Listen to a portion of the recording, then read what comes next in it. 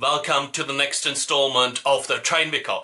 Today I want to introduce you to some of the difficult choices that rail fans have to make when they are chasing trains, particularly if they also have to consider their family, who might not be that interested in railways as they are.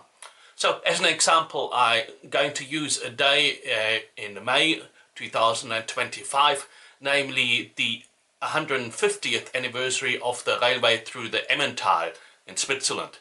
Yes, that is the valley, the Emmental, where the famous Emmental cheese is from.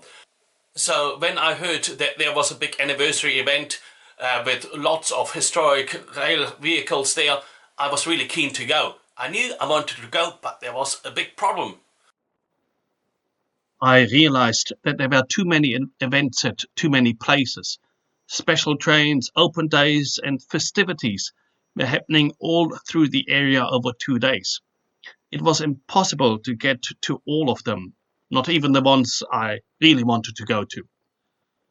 What made it a bit more difficult for me was that I wanted to ride those classic trains as well as take photos and videos from the line side. I had to take the family with me at least on one of the days, and we didn't have a car, but would rely on public transport. We decided to get the special anniversary ticket on one day. It would allow us to ride on most of the special trains that day. And of course, in Switzerland, children travel free with their parents. We would also get a public transport day pass for some zones to move between special trains by normal scheduled train if we had to. But still, deciding what to do and what to miss out on, that was difficult. Finally, I worked out a program. After a ride on both the special and the regular train, we were at a nice playground with a view of the railway line. Nearby was an old wooden bridge over the river Emme, after which the Emmental is named. Unfortunately, the first special train I wanted to film arrived a bit early, so that the video is not that great and the lens was still dirty. I got a better video of the next special train, a railcar of the Emmental Burgdorf Thun Railway in its somewhat more modern-looking livery of Regionalverkehr Mittelland.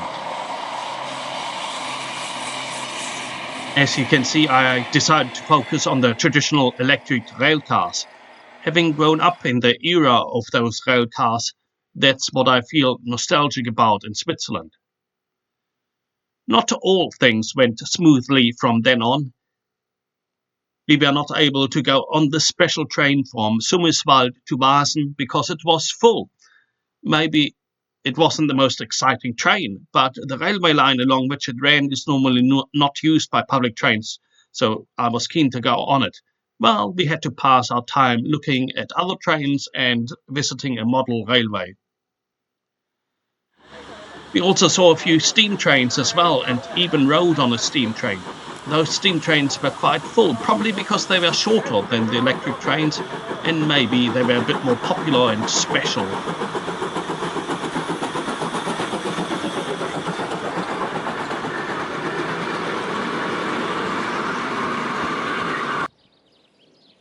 There was one train that had both electric and steam traction. That train couldn't be used with a special anniversary ticket. It was hauled by an AE66 class locomotive built in the 1950s.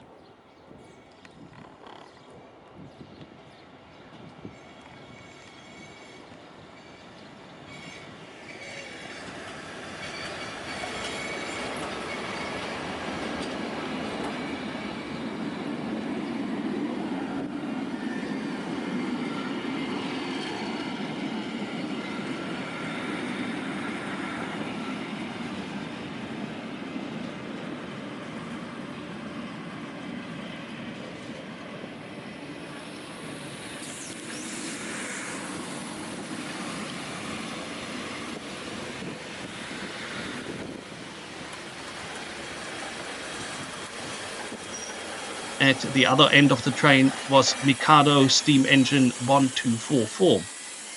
Built in the 1940s in Canada for the French railways, it was purchased by some Swiss rail fans It is now hauling special trains all across Switzerland.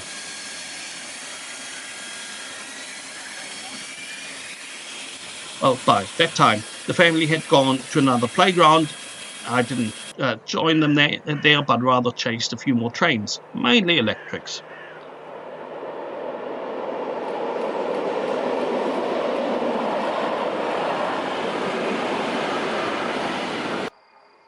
Overall, it was a successful day with riding classic trains through beautiful landscapes and observing them from the line side. Yes, there may have been ways to experience more, but I was satisfied.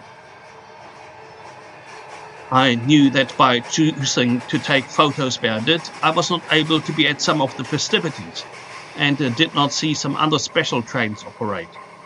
Making those choices not only meant that I was able to see some trains, it also meant that I could not see others.